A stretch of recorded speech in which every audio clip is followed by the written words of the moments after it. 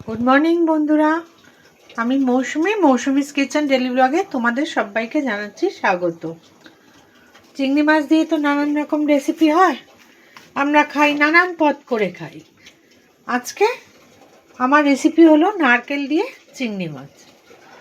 তার জন্য আমি দেখো গলদা চিংড়ি নিয়েছি। চিংড়িগুলোকে ভালো করে ধুয়ে নুন হলুদ মাখিয়ে নিয়েছি। একটু বড় সাইজের আমি গলদা নিয়েছি।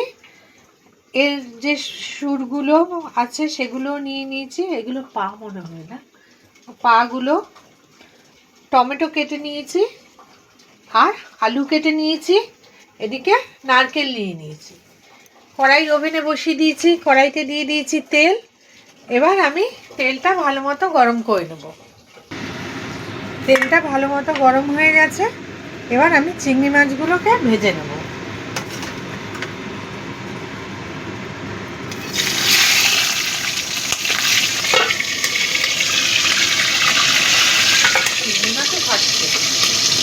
চিংড়ি মাছগুলো দিয়ে দিয়েছি।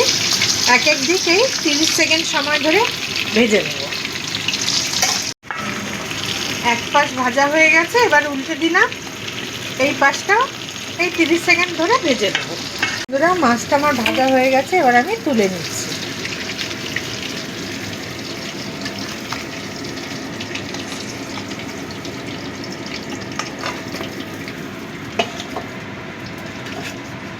আবারও আমি বাকি যে মাছগুলো আছে সেগুলো ভেজে নেব।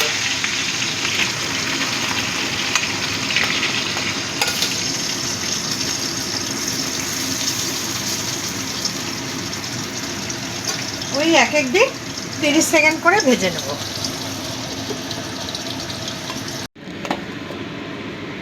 বন্ধুরা, সব মাছগুলো আমার ভাজা হয়ে গেছে। এবার পাগুলো ভেজে নেব।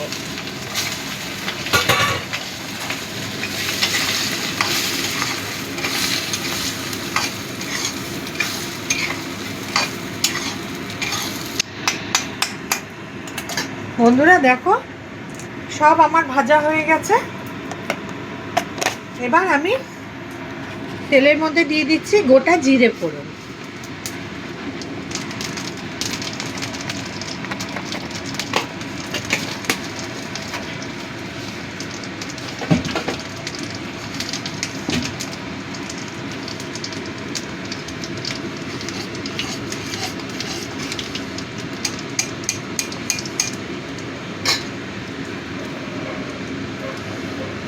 এবার দিয়ে দিচ্ছি আলুগুলো।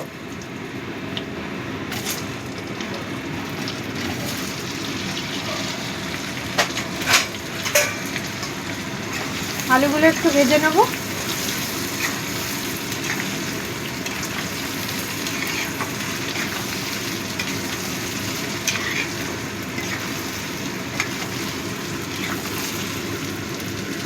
আলুগুলো একটু লাল লাল করে ভেজে নেব। আলুটা ভালো মতো ভাজা হয়ে গেছে। এবার আমি দিয়ে দিচ্ছি নারকেল কোড়া দিয়ে দিচ্ছি।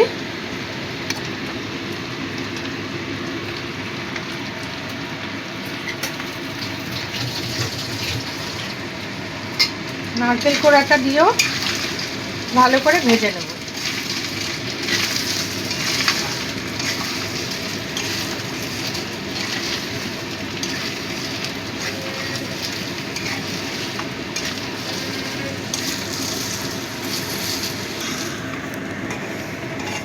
নারকেলটা ভাজা হয়ে গেছে। এবার আমি দিয়ে দিচ্ছি টমেটো।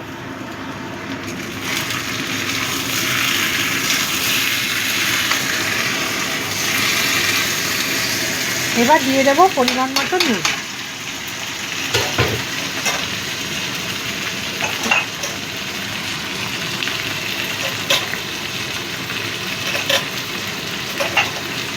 পরিমাণ মতো নুন দিয়ে দিলাম। ভালো করে মিশিয়ে দেবো।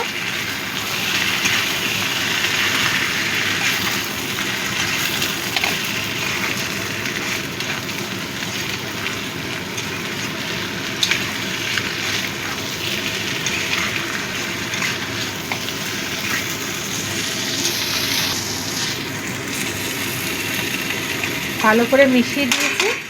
এবার এক চাপা ঢাকা দিয়ে দেবো, আর ফ্লেমটাকেও লো করে দেবো যাতে টমেটোটা গলে যায়। টমেটোটা ভালো মতো নরম হয়ে গেছে। এবার আমি দিয়ে দিচ্ছি আদা জিরে বাটা।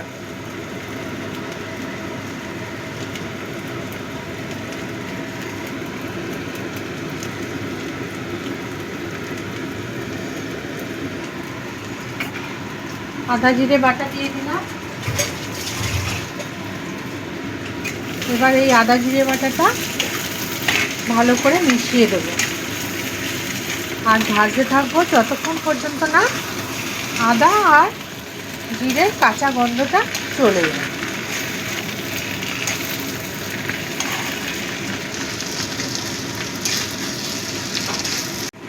এবার দিয়ে দিচ্ছি পরিমাণ মতো হলুদ গুঁড়ো,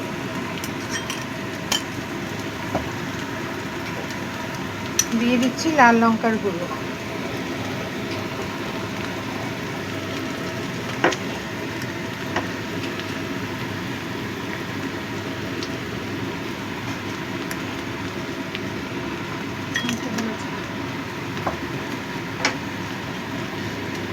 দিয়ে দিচ্ছি একটু কাশ্মীরি লঙ্কার গুঁড়ো, রঙটা যাতে ভালো আসে।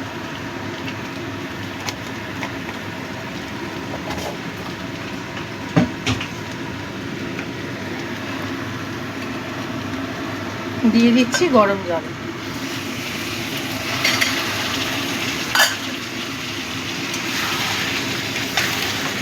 ভালো করে মিশিয়ে নেব।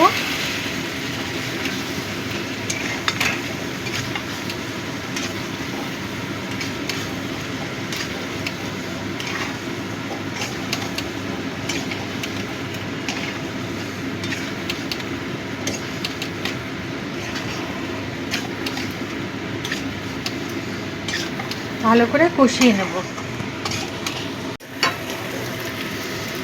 এবার দিয়ে দেব গরম জল।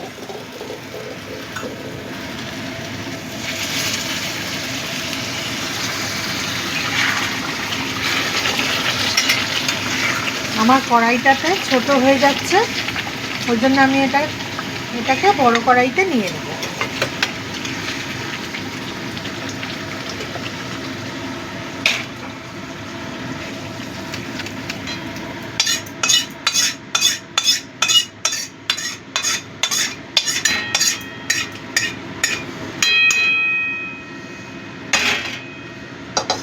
এই কড়াইতেও যেটুকু মশলা লেগে আছে সেটুকু ধুয়ে দিয়ে দেব।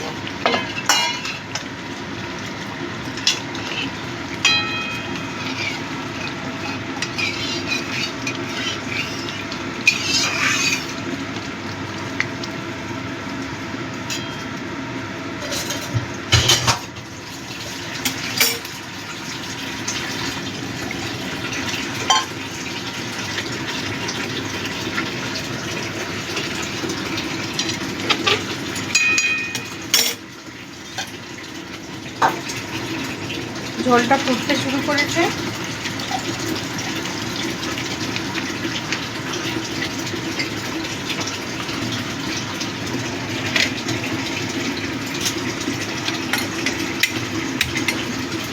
এবার আমি এর মধ্যে মাছগুলো দিয়ে দেবো।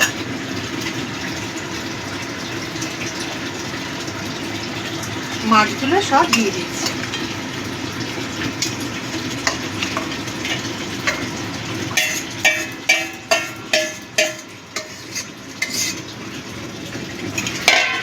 মাছগুলো বড় তো তাই ছোট কড়াইতে হলো না।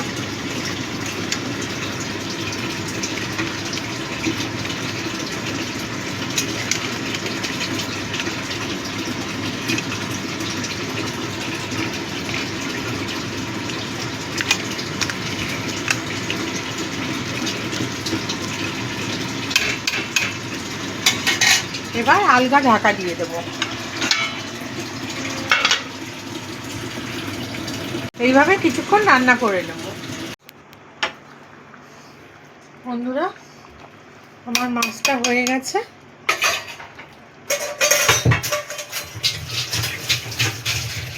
তাহলে বন্ধু তৈরি হয়ে গেল নারকেল দিয়ে চিংড়ি মাছ। তোমাদের যদি এই রেসিপিটা ভালো লাগে তবে লাইক করো, শেয়ার করো, আর কমেন্ট করে ছোট্ট একটা কমেন্টে আমাকে জানিও কেমন লাগলো। অবশ্যই বাড়িতে করে খেও।